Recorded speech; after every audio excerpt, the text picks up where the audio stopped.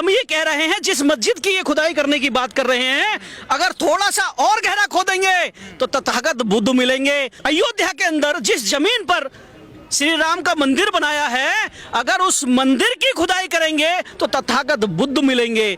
अगर खोदना ही है तो और गहरा खोदो ना, और गहरा खोदो, पता चलेगा कि 2500 साल पहले भारत के अंदर बुद्ध हुए और बुद्ध का शासन चलाने वाले सम्राट अशोक भी हुए। आखिर ये दो धर्म ही क्यों आपस में दंगा करते हैं और इंसानियत को तार तार करते हैं? कुछ मुसलमानों के पक्ष के लोग और कुछ हिंदुओं के पक्ष के लोग ये देश को सीरिया बनाना चाहते हैं, ये देश को बांग्लादेश बनाना चाहते हैं, ये देश को अफगानिस्तान बनाना चाहते हैं। ये चिकित्सा की बात नहीं करते, ये शिक्षा की बात नहीं करते, ये रोजगार की बात नहीं करते, ये बात करते हैं धर्म स्थलों की। नहीं, दरअसल में क्या है, भारत में एक गधों की फौज तैयार हुई है, मूर्खों की, जिन्हें कहें नालायक कह दें, मूर्ख कह दें, गधा कह दें, अनपढ़ कह दें, गवार कह दें। मंचों पर से चाहे वो सरकार के लोग हों, चाहे वो मीडिया के लोग हों, चाहे वो आम पब्लिक हो, एक फतवा जिस तरीके से जारी होता है आरएसएस या भाजपा की तरफ से जारी हुआ कि भारतीय संविधान इस समय अनुकूल नहीं है समाज के लिए, इसे बदलना बहुत जरूरी है, तो उन गधों ने, उन मूर्खों ने संविधान का चेहरा नहीं देखा, उसकी प्रति की कॉपी नहीं देखी अभी तक। पढ़ना तो बहुत दूर की बात है, वो बदलने की बात करते हैं। अगर वो संविधान को एक बार पढ़ लेंगे तो उन्हें पता चलेगा कि आज तुम मंचों पर जो बड़ी बड़ी बातें कर रहे हो, आज जो तुम मिनिस्टर, चीफ मिनिस्टर, प्रधानमंत्री, राष्ट्रपति या विधायक बने बैठे हो, इस संविधान की देन है, वरना कहीं मजदूरी कर रहे होते तुम। ओबीसी का आदमी आज मुख्य प्रधानमंत्री बनकर कहता है संविधान बदलने की बात कर रहा है, वो कहीं ना कहीं बहस चराने का काम कर रहा होता। और जो कहता है अपने आप को चाय वाला, तो चाय की दुकान पर कहीं बर्तन झूठे धोता होता, वो प्रधानमंत्री नहीं होता।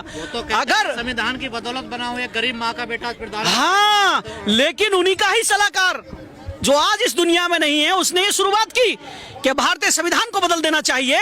और उसके बाद भारतीय जनता पार्टी के सांसद और विधायक और अन्य मंत्रियों ने इस बात की वकालत की।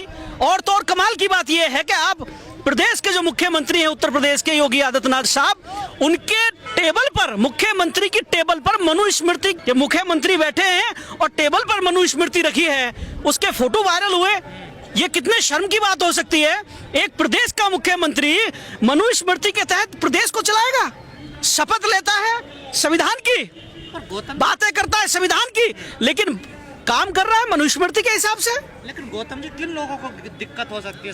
संविधान तो सबके अधिकार की रक्षा करता है। देखिए, संविधान से उन लोगों को दिक्कत हो सकती है जिन लोगों की जो राजशाही थी, जिनकी मनमर्जी के तरीके से कानून चलते थे, उनके जो मनुस्मृति कहती है।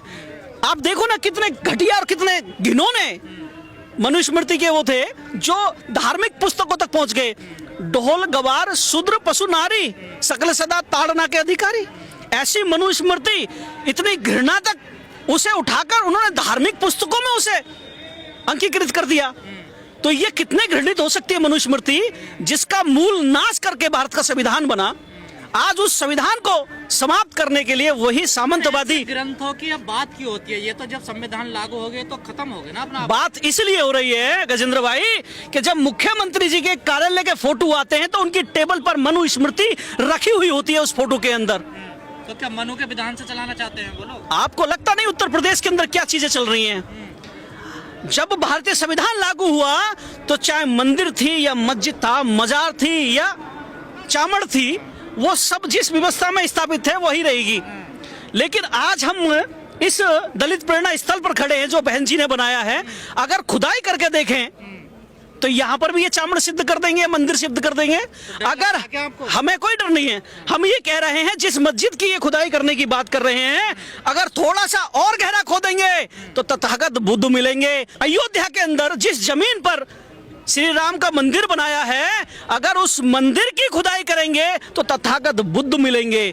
अगर खोदना ही है तो और गहरा खोदो ना, और गहरा खोदो, पता चलेगा कि 2500 साल पहले भारत के अंदर बुद्ध हुए और बुद्ध का शासन चलाने वाले सम्राट अशोक भी हुए, जिन्होंने पूरे दुनिया को, पूरे विश्व को बौद्ध में मनाने के लिए अपना के पक्ष में है क्या?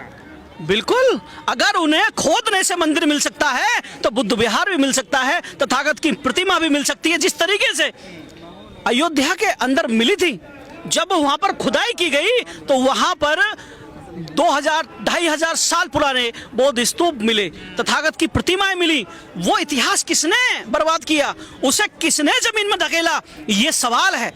ये सवाल उन लोगों से है। इलाके में ये लोग मस्जिदों के नीचे मंदिर ढूंढ रहे हैं, इसके पीछे कोई बड़ी साजिश है? मैं आपको एक और चीज बताता हूं, भारत में सबसे बड़ा पक्ष अगर कोई है तो संविधान का है, और जितने भी SC, ST, OBC और माइनॉरिटीज के लोग हैं, ये सभी संविधान के पक्ष के लोग हैं। और जो विरोधी दल हैं, जो विरोधी है संविधान के, उनका ये मकसद है कि संविधान की जो लड़ाई है, संविधान को बचाने का जो आंदोलन है, उसे कमजोर करने के लिए हिंदू और मुस्लिम का एक दंगा शुरू किया जाए, जिसमें संविधान की जो न्यायप्रिय आंदोलन है उन्हें दबा दिया जाए। बड़ी साजिश है। बड़ी साजिश है। भारत में सिर्फ हिंदू और मुस्लिम ही नहीं रहते, भारत में बौद्ध भी रहते हैं, पारसी भी रहते हैं, लिंगायत भी रहते हैं, सिख भी रहते हैं, जैन भी रहते हैं। उनकी बात क्यों नहीं होती? क्या कभी क्रिश्चियनों ने कोई दंगा किया? क्या कभी किसी बौद्ध ने कोई दंगा किया? क्या किसी जैन ने दंगा किया? किसी लिंगायत ने दंगा किया? या किसी जो सरना धर्म को मानने वाले जो आदिवासी हैं, क्या उन्होंने कोई दंगा किया? आखिर ये दो धर्म ही क्यों आपस में दंगा करते हैं और इंसानियत को तार तार करते हैं?